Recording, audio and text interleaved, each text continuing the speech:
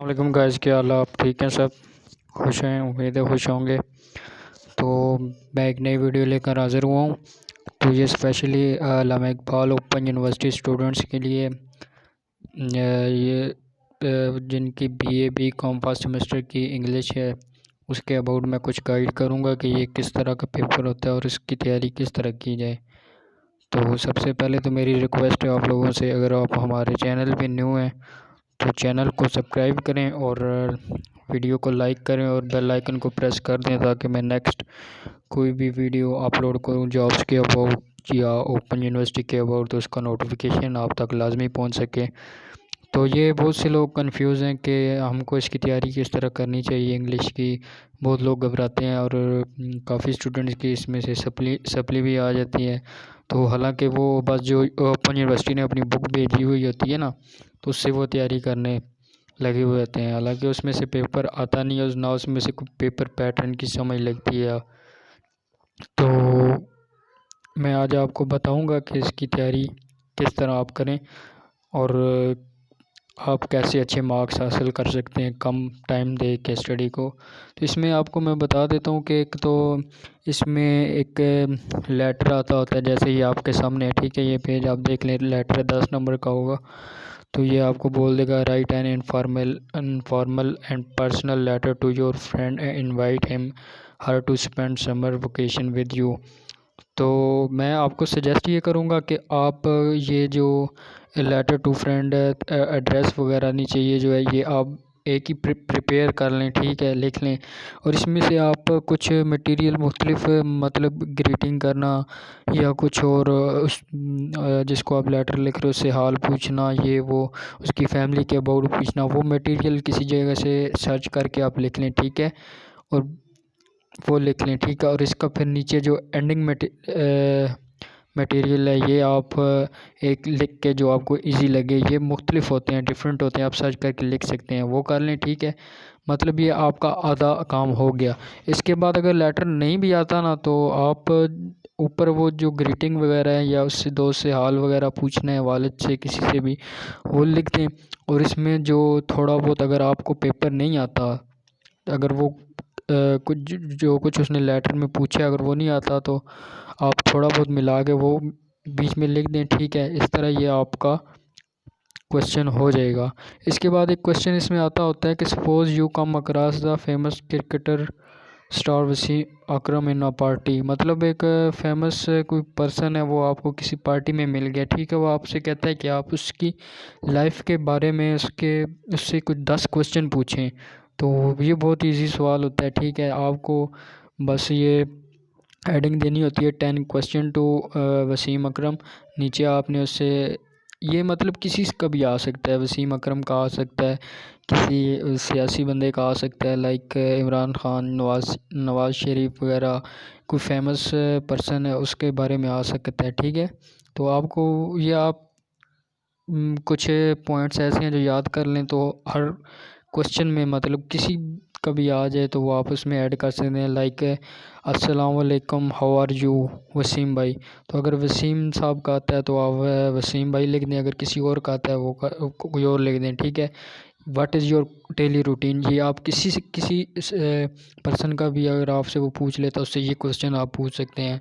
What you like doing in your spare time, ये भी आप किसी से भी पूछ सकते हो। मतलब ये अगर आपके ये सामने जो है ना, अगर यही आप तैयार कर लो ना, ठीक है, लाइक अब ये है कि ये प्लेयर थे एक, तो उनमें उनसे कुछ क्रिकेट के अबाउट सवाल हो रहे हैं, कुछ और कोई होगा किसी, तो उससे किसी और टाइप के क्वेश्चन होंगे। लेकिन ज़्यादातर अगर आप इसी में से देखें तो आपके 6-7 पॉइंट्स या 7-8 तक पॉइंट्स आपके इसी में से आप अगर तैयार कर लें हर क्वेश्चन के साथ लिख सकते हैं आप लोग। तो फिर इस तरह एक क्वेश्चन आता होता है write a brief and concise paragraph based on your school life memory using regular as well as irregular past tense verb. वो मतलब आपको ये पास्ट टेंस वर्ब वगैरह यूज़ करके ना एक पैराग्राफ बनाना होता है, लिखना होता है, किसी भी मौजू पे भी वो पूछ सकता है। एग्जामिनर की ये मर्ज़ी है कि वो किस पे पूछे। तो ये हो गया एक क्वेश्चन, ये आपको ये देख लें, इतना मटेरियल लिखना होता है। तो आप वीडियो को पूरा देखें, एंड तक स्किप ना करें, मैं आपको बताऊँगा कि आप इसकी तैयारी किधर से करें। तो फिर एक क्वेश्चन आता है, ये क्वेश्चन आता है, what is your future plan about going abroad for higher study, write 5 statement. वो ये क्वेश्चन मोस्टली अगर आप पास पेपर उठा के देखें, इस तरह के क्वेश्चन लाजमी आते हैं। तो ये बहुत इजी है, आप क्वेश्चन तैयार कर लो आंसर इसके कि मैं अगर बाहर जाके क्या करना चाहता हूँ, कौन से कंट्री में जाना चाहता हूँ, ठीक है, और उधर क्या पढ़ना चाहता हूँ, पढ़ के क्या करना चाहता हूँ। ये बस आपने इस तरह 5 स्टेटमेंट्स तैयार कर लेनी है और वो लिख देनी है, ठीक हो गया। इसी तरह एक इसी से मिलता जुलता एक क्वेश्चन आता होता है कि सपोज़ करें कि आपकी बहन या भाई या कोई कज़न आपका स्टडी के लिए बाहर जा रहा है, ठीक है, तो उसको आपने एडवाइस करनी है कि उधर आपने कैसे रहना है।